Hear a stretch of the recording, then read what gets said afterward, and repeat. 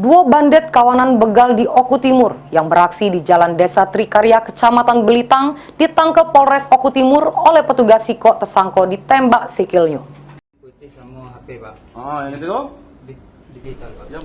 Satreskrim Polres Oku Timur nangkep dua pelaku curas atau begal, yaitu berinisial DE dengan AB, warga Desa Sido Makmur, Kecamatan Belitang.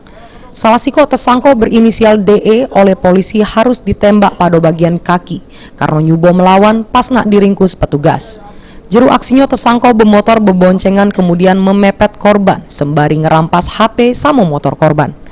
Menurut pengakuan tersangka pas beraksi dirinya gawak motor sementara kawannya AB yang nodong sama ngerampas barang berego korban. Guna bertanggung jawab ke perbuatannya, kedua tersangka yang dijerat pasal 365 KUHP dijeblos ke jeru sel tahanan Mapolres Oku Timur. Aji, PAL TV.